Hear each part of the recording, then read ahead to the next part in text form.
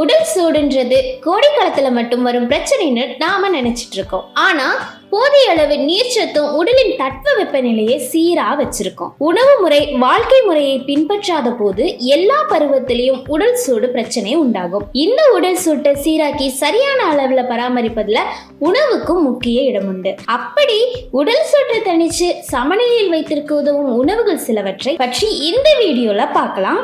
ரொம்பவே யூஸ்ஃபுல்லா இருக்கும். மறக்காம வீடியோ லைக் பண்ணிட்டு உங்க ஃப்ரெண்ட்ஸ் அண்ட் ஃபேமிலிக்கு ஷேர் பண்ணிக்கோங்க. அண்ட் நம்ம சேனலை மறக்காம சப்ஸ்கிரைப் பண்ணிக்கோங்க. அப்பதான் நம்ம சேனல்ல அப்லோட் பண்ணக்கூடிய ஹெல்த் அண்ட் பியூட்டி டிப்ஸ் பத்தி உங்களுக்கு ரெகுலரா தெரிய வரும். குளிர்காலத்துல வெளிப்புற தட்ப வெப்பநிலை மற்றும் குளிரத்தாங்க இயற்கையாவே நம்ம பாடி சூடாக மாறும். அதிக வெப்பநிலையை வெளிப்படுத்தும்.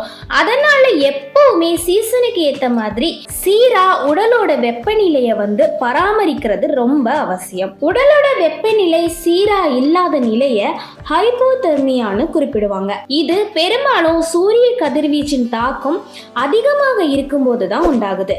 ஹைப்போதெர்மியா உண்டாவதற்கு மிக முக்கிய காரணம் நீர்ச்சத்து குறைபாடு. நீர்ச்சத்து குறைபாடு வெயில் காலம் மட்டுமல்ல, உடலுக்கு போதிய தண்ணீர் குடிக்காத போதும் காற்றில் ஈரப்பதம் அதிகமாக இருப்பதாலும் கூட ஏற்படும். ஓகே, இப்போ ஒன் பை ஒன்னா உடல் சூட்டை தணிக்கக்கூடிய உணவுகளை பத்தி நம்ம பார்க்கலாம். தண்ணீர்.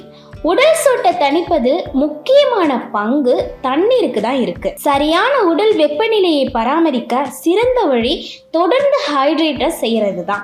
உடலோட வெப்பநிலையை சீரா வச்சுக்கவும் உடல் சூட்டை குறைக்கவும் தினமும் 2.7 முதல் 3.7 லிட்டர் தண்ணீர் குடிக்கிறது அவசியம். தர்பூசணியில அதிக அளவு தண்ணீர் சத்து நிறைஞ்சிருக்கு. கிட்டத்தட்ட வாட்டர் மெலான்ல 90% நீர் சத்து இருக்கு. அதோடு உடல் சூட்டை தணிச்சு குளிர்ச்சியா வச்சிருக்கும் ஆன்டி ஆக்சிடென்ட்ஸும் இதுல அதிகம். வெள்ளரிக்காய். தர்பூசணியை போலவே வெள்ளரிக்காயும் அதிக நீர்ச்சத்து கொண்ட காய்கறிகள்ல ஒண்ணு. இதுல அதிகப்படியான நார்ச்சத்துகளும் நிறைஞ்சிருக்கு. அதனால உடல் சூட்டால உண்டாகும் பக்க விளைவுகளும் மலச்சிக்கல் உள்ளிட்ட பிரச்சனைகளும் தீரும். தினமும் உணவுக்கு முன் 1 கப் வெள்ளரிக்காய் சாப்பிட்டு வந்தா அதிகமாக உடல் சூடு ஆகாம சீராக இருக்கும். உடலின் நார்ச்சத்து குறையாம பார்த்துக்கொள்ளவும் முடியும். தயிர் மற்றும் மோர்.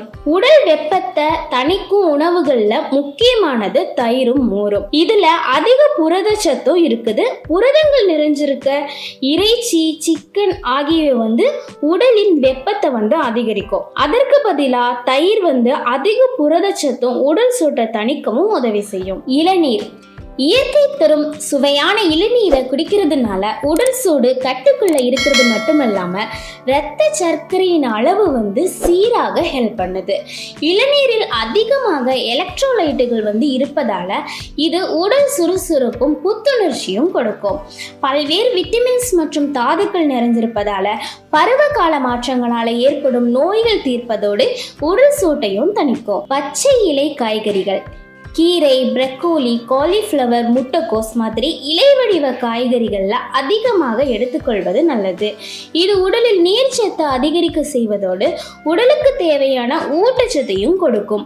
உடலில் ஏற்படும் வெப்ப உயர்வை கட்டுப்படுத்தி சீரான நிலையில் வைத்திருக்க உதவி செய்யும். சிட்ரஸ் பழங்கள். சிட்ரஸ் பழங்கள்ல நீர்ச்சத்து அதிகமா இருக்கும். அதோடு விட்டமின் சியும் அதிகமா இருக்கிறதுனால இவை ரெண்டும் பருவ கால மாற்றங்களுக்கு ஏற்ப உடலின் தகவமைப்பு சீராகும். அதனால உடல் சூட்டால அவதிப்படுறவங்க ஆரஞ்சு, எலுமிச்சை, திராட்சை பழம்னு தினம் ஒரு சிட்ரஸ் பழத்தை சேர்த்துக்கொள்வது நல்லது. நொங்கு மற்றும் பதநீர். நீர் சத்துக்கள் மற்றும் கனிம சத்துக்கள் உள்ள நொங்க அப்பப்போ சாப்பிட்டு வந்தா உடலோட வெப்பநிலை சீராக பராமரிக்கப்படும். பனைமரத்துல இருந்து கிடைக்கிற பதநீர் உடல் சூட்டை குறைக்கிறது மட்டும் இல்லாம உடலுக்கு தேவையான சுண்ணாம்பு சத்தையும் கொடுக்குது. வெந்தயம்.